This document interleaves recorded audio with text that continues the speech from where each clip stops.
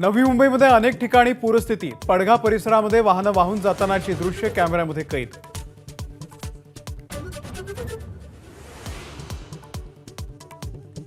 कळंबोलीमध्ये मुसळधार पावसानं रेल्वे रुळांवरती पाणी, कोकणात जाणाऱ्या लांब पल्ल्याच्या गाड्या रखडल्या, प्रवाशांची रेल्वे रुळांवरून पायपीट।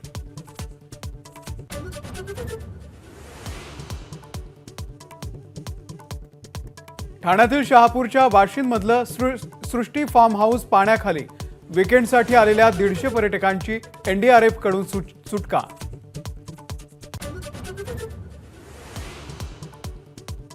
सिंधुदुर्ग जिल्ह्यामध्ये मुसळधार पावसानं निर्मला नदीला पूर, 4 पूल गेले पाण्याखाली, नदीकाठच्या गावांना सतर्कतेचा इशारा।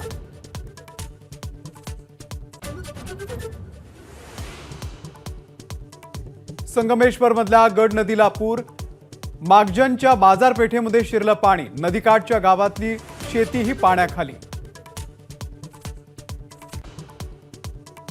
मुंबईतल्या हिट अँड रन दुर्घटनेमधील गाडी शिंदे गटाचे उपनेते राजेश शहा यांची, मुलगा मिहीर चालवत होता गाडी, अपघातानंतर ड्रायव्हरसह मिहीर शहा ही फरार।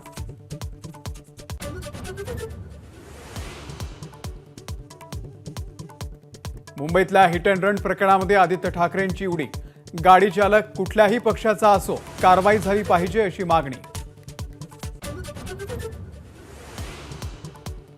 रत्नागिरीमध्ये गोहत्या आणि गोमांसाच्या विरोधामध्ये मोर्चा, निलेश राणे यांच्या नेतृत्वात जिल्हा पोलीस मुख्यालयावरती मोर्चा।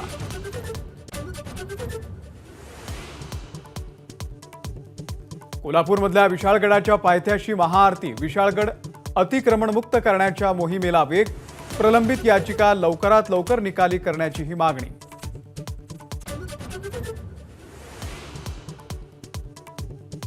नाशिकमध्ये अजित पवारांना मोठा धक्का, 100 कार्यकर्त्यांचा शरद पवारांच्या पक्षामध्ये प्रवेश।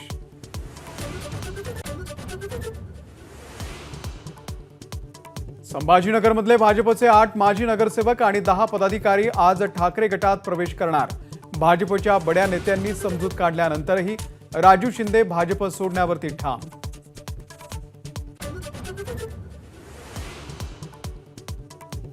संपूर्ण ओबीसी आरक्षणाची फेररचना करावी, मराठा आरक्षण आंदोलक मनोज जरांगे यांची नवी मागणी। मुस्लिम, ब्राह्मण आणि मारवाड्यांनाही आरक्षण देण्याचा आग्रह।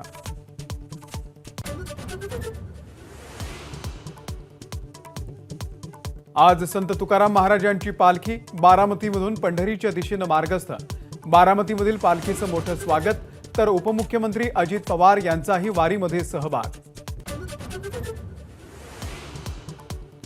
ओडिशामध्ये जगन्नाथ रथयात्रेला सुरुवात, नाशिकमध्येही हजारो भाविकांच्या उपस्थितीमध्ये रथयात्रा सुरू, तर महिलांनाही रथ ओढण्याचा मान।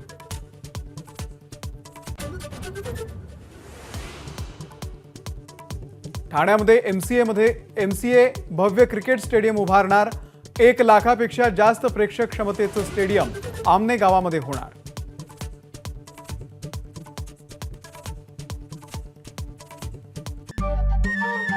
नमस्कार। मनसुद्धा तुझं ही एबीपी माझावरची वेगळीच मालिका खूप गाजली। हिचा दुसरा सीझन केव्हा येणार अशी अनेकदा विचारणाही झाली, पण आता प्रतीक्षा संपली। लवकरच येतोय सीझन 2।